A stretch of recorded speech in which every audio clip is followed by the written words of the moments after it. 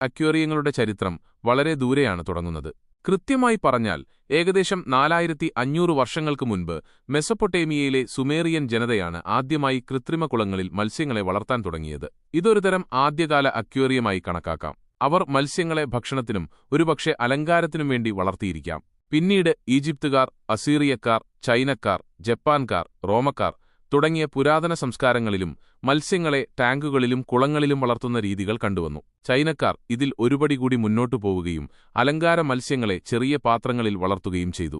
അങ്ങനെയാണ് ഇന്ന് നമ്മൾ കാണുന്ന സ്വർണ്ണമത്സ്യം ഗോൾഡ്ഫിഷ് രൂപം കൊള്ളുന്നത്. 17ാം നൂറ്റാണ്ടിൽ സ്വർണ്ണമത്സ്യങ്ങളെ യൂറോപ്പിലേക്ക് കൊണ്ടുവന്നതോടെ ആളുകൾക്ക് അലങ്കാര മത്സ്യങ്ങളെ വളർത്താനുള്ള താൽപ്പര്യം വർദ്ധിച്ചു.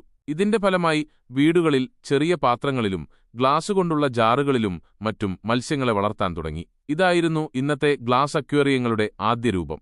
1832-ൽ ഫ്രഞ്ച് ജീവശാസ്ത്രജ്ഞനായ ജീൻ വിൽപ്രെ പവറാണ് ആദ്യമായി ശാസ്ത്രീയമായ രീതിയിൽ ഗ്ലാസ് കൊണ്ട് നിർമ്മിച്ച അക്വേറിയമുണ്ടാക്കിയത്. അദ്ദേഹം കടൽ ജീവികളെ നിരീക്ഷിക്കാൻ വേണ്ടിയാണ് ഇത് നിർമ്മിച്ചത്. പിന്നീട് 1854-ൽ ബ്രിട്ടീഷ് ശാസ്ത്രജ്ഞനായ ഫിലിപ്പ് ഗോസെ അക്വേറിയം എന്ന പദം ആദ്യമായി ഉപയോഗിക്കുകയും 1883-ൽ ലണ്ടൻ മൃഗശാലയിൽ ആദ്യത്തെ പൊതു അക്വേറിയം തുറക്കുകയും ചെയ്തതോടെ ഇത് കൂടുതൽ പ്രചാരത്തിലായി.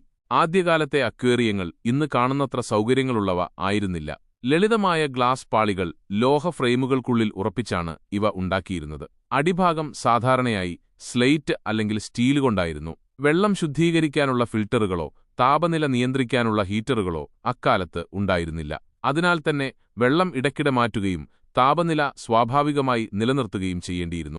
ഒരു അക്വേറിയം സംരക്ഷിക്കാൻ പ്രധാനമായി ശ്രദ്ധിക്കേണ്ട കാര്യങ്ങൾ ചുരുക്കത്തിൽ: ആഴ്ചയിലൊരിക്കൽ 25% വെള്ളം മാറ്റുക, ഫിൽട്ടർ കൃത്യമായി വൃത്തിയാക്കുക, അമിതമായി തീറ്റ കൊടുക്കാതിരിക്കുക, താപനില സ്ഥിരമായി നിലനിർത്തുക, മത്സ്യങ്ങളെ ശ്രദ്ധിക്കുകയും എന്തെങ്കിലും മാറ്റങ്ങൾ കണ്ടാൽ ഉടൻ ശ്രദ്ധിക്കുകയും ചെയ്യുക.